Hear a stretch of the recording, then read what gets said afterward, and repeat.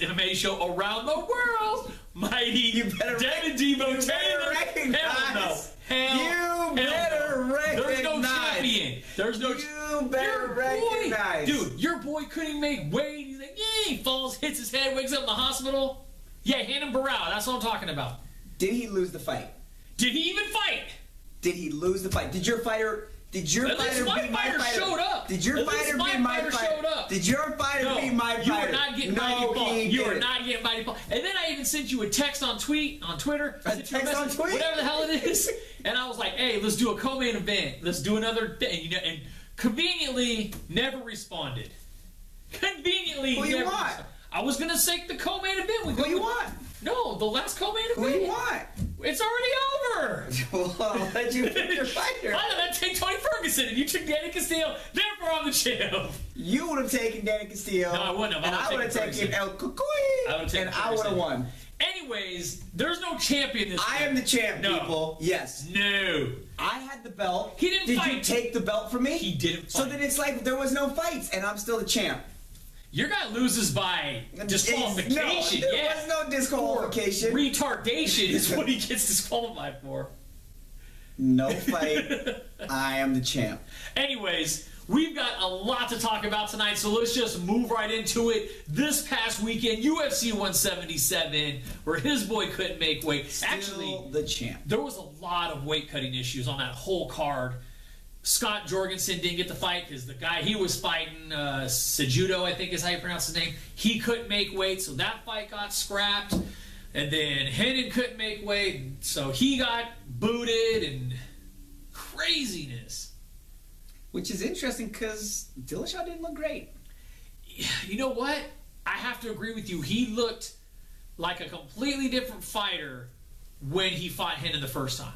I won't say a completely different fighter. I just think that it really was one of those, like, Rocky, like, he just was having the fight of his life. Yeah? Against Hennon Brown. That first fight, everything he was doing was working. He looked so changed. And I think now he looks similar, and so it wasn't such a big shock or surprise. Oh, okay, he's throwing a lot of, he looks a little bit like, he looked like Dominic Cruz to me. Yeah. Moving around a lot of jabs, moving feints. all over the place.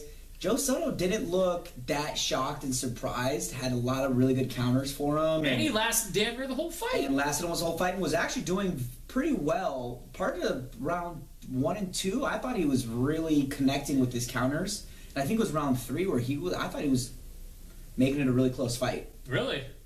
Well, yeah, what? Dillashaw's face was getting a little smashed in for a little bit. Yeah, he looked a little beat up. Yeah, it was interesting. I've got love for Dillashaw, as should you, because he is a lifetime Raiders fan, so we got that connection. I just found out about that not too long ago, but we got to give love to Soto for stepping up, taking it, and he performed a lot better than Hennon performed in his last fight. That's all I'm saying. That is true. So and it was on what, like 10-minute notice? Like, yeah. What's up? What, right now? All right. I got nothing. Yeah, Joe Rogan says, what was the first thing that went through your mind? I got to lose this extra pound. Because, because it's a title fight, there's no extra 1 pound allowance. So you got to be at that weight or lower. So obviously, if you're not on a title fight, you want to come in as heavy as possible. Yeah. So he was at 136. He said, I got to cut that pound, which he did very easily, came in. It worked out. I think, my honest opinion, his loss to Dillashaw is worth tenfold a win on the prelims.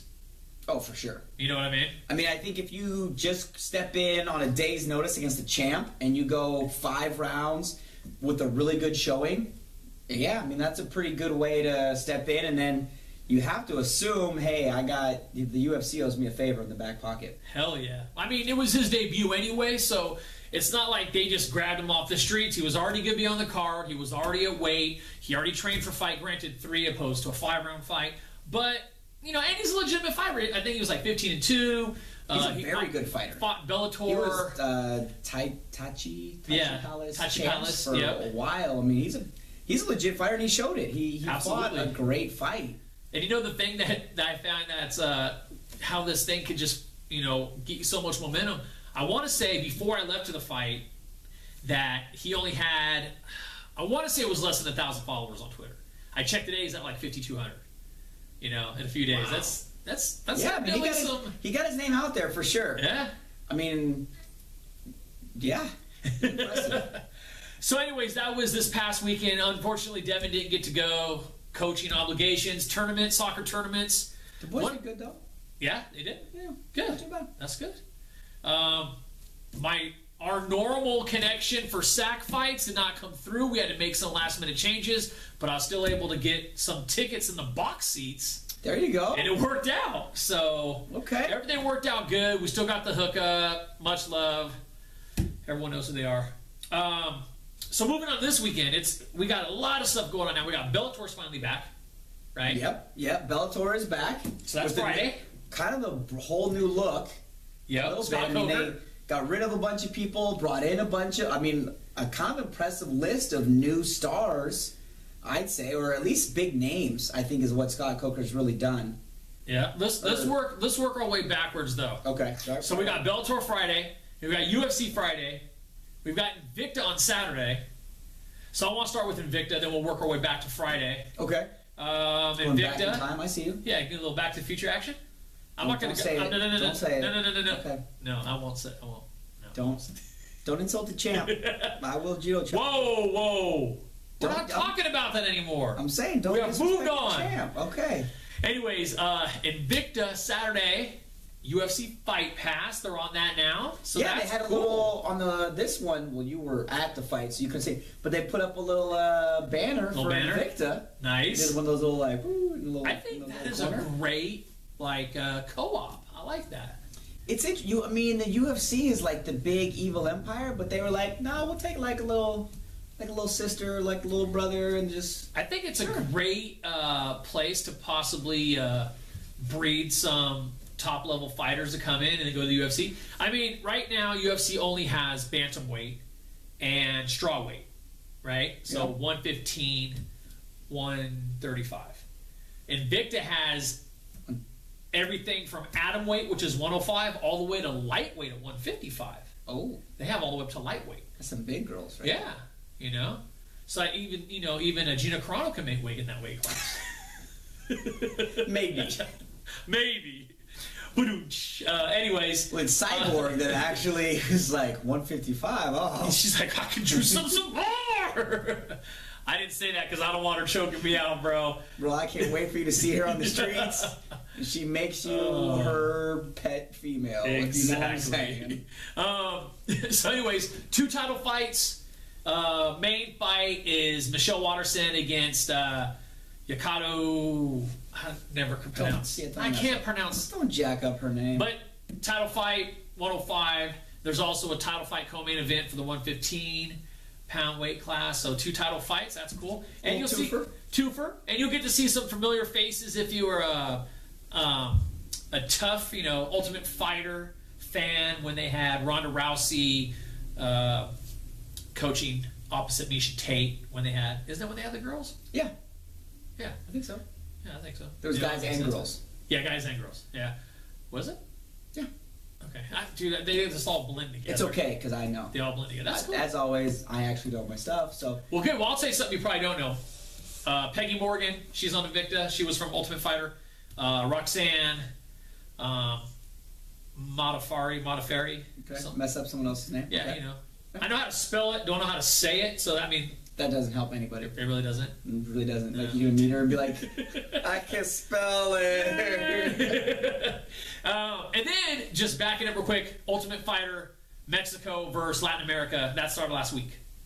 That should be pretty interesting. Yeah, Verdum against Kane on the coaches. Actually, I watched the season premiere last week. It was good. I liked it. Cool. Yeah. Cool. I mean, there's like a legit little rivalry there. Yeah. Yeah. So, I do feel like, and they were talking about this, I do feel like the Mexicans feel a little more united because the South America or Latin America, you have all different countries, so they're not necessarily like as connected. So I don't know if that's going to make a difference on their performances, but as far as meshing as a team, maybe. Okay. Yeah. I still don't know how I really feel. I mean, the Ultimate Fighter teams, how it affects everybody, because at the end you might have to fight this guy, so it's not like you can really bond that much. And are you teaching them? Are you helping them? You're teaching them the wrong stuff, so that way. Yeah, like dude, if I fight this guy, he has no idea how to throw a jab. I'm gonna kill him. So what do you want to do when you're getting choked out? Don't tap. Loosen up. Yeah. So anyways, that'll be Saturday night. Friday night, we'll go back to Bellator, like you're saying. Kind of a new cast of characters. Some huge names. Scott Coker coming in. And I think so far, man, you got to give him at least like a B+ on the report card. It's kind of hard to say because we haven't seen a lot of action yet, but I think of what we've seen in the off season. He's making some moves and doing some good stuff. I think he's bringing in some names that at least the mainstream fan is going to have heard of. I mean, like Stephan Bonnar. Stephan Bonnar. Now, regardless of where he is in his career, that's kind of what they've been almost looking for, is those veteran fighters with a name they can bring over and at least, the Bellator, Stephan Bonner's over there? Yeah. Like, all right, I'll watch. So that's, did you find that? Tito Ortiz, Stephan Bonnar, they're picking up some of the Did you find it odd, though, that Stephan Bonnar, I don't even know, where he was at in his contract. It's just like, all of a sudden, it's like, Stephan Bonner's a Bellator. I'm like, was he even at risk? But Dana White said the reason why he gave him his condolences is because he wants to see him beat Tito's ass. That's basically what he said. I mean, that fight hasn't even been contracted yet, but that looks to see where it's going. Looks to be. Yeah, I mean, I honestly, I don't think Dana White wanted him around, really. I mean, there's not really a lot of great fights left for Stephan Bonnar, so you kind of let him go, and you're not too worried about him becoming a superstar with Bellator. And plus, I think Dana might have a little more mutual respect to Coker than he did with Bjorn. I think so, and I think, you can't try and kill everybody. At some point, I think Dana White's got to realize he owes Stephan Bonnar a pretty big thank you. Yeah. So if Stephan Bonnar wants to leave, he knows he doesn't have really any fights or reason to keep him around. Give him goodwill, good wishes. Condolences, go beat up Tito Ortiz, enjoy. Okay, so on that card, it's Bellator, I believe it's 123.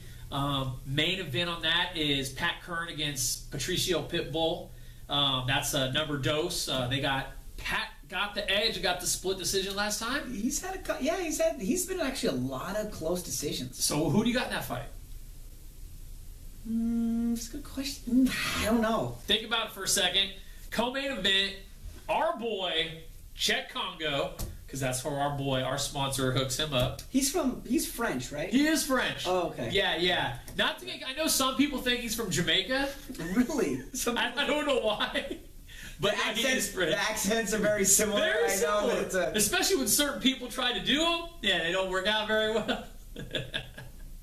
Anyways, Cheick Kongo against LeVar Johnson. That's going to be a banger. Yeah. Someone goes to sleep in that fight. There's actually a high probability of the double knockout now. Kind of like the Pat Barry Cheick Kongo fight. Where one guy's knocked out and then wakes back up and knocks out the other guy. That guy goes to sleep, wakes up. Just crazy. All right, so we're going to go with those two fights. Cheick Kongo, LeVar. I think we both just go with Kongo because that's our boy, right? Of course. Got to stick with our boy. Main event, though. Patricio against Pat Curran. Who do you got? Really think it's a coin toss. It's going to be another close fight. I mean, these guys, especially once you've already fought somebody, you make your adjustments, but they know what you've got and you know what they've got. I mean, you're both just going back in there. So if anything, I kind of want to just take the underdog. I want to give the nod to Pitbull. Okay. Just because I think he's going to go in there and want it a little bit more. So you take Pitbull, I'll take Curran. There it is. Okay, now moving on to the other Friday card. But there's a tie, and as you can see, I don't usually wear a lot of color. Usually wear a lot of dark colors, a.k.a. black. But tonight, we're supporting our boy, Unique Kennels. Twitter, Basically, they breed bulldogs. They are the bulldog of MMA. If you the official bulldog. The official bulldog. So, anyways, this particular gentleman, dude, sponsors fighters. He's, over the past 30 years, has basically taken the English bulldog and taken the bloodline and made it into a healthier dog, now known as the Southern Bulldog. Maybe he can do that English for you. Bulldog. That would be great. Maybe he could, like, take out all the health issues. All the health issues. That's fine. I would love it. So anyways, I'm sure he doesn't want to breed you at all. No one wants that. He's actually gearing up, starting up sometime next year. He wants to start a rescue, a bulldog rescue. So please, if you're on Twitter, please hit him up. It's Unique Kennels 71. It'll be on the screen. You can check it out. But I was looking to, dude, he's got tons of fighters that he sponsors, some yeah. big names. He's got fighters on like all 3 of these cards: Invicta, Bellator, the UFC. I mean, it's a legit. And I was reading it. Cool guy, cool. I like the dogs. I was gonna ask him, like, yo, send me a dog. What's up? I get so lonely by myself. You know what I mean? So this coming Friday, he's got Cheick Scoggins, one of his sponsored fighters. So he's fighting John Moraga. Scoggins, a lot of hype around him. Came in. Unfortunately, his first fight didn't go the way he wanted it to.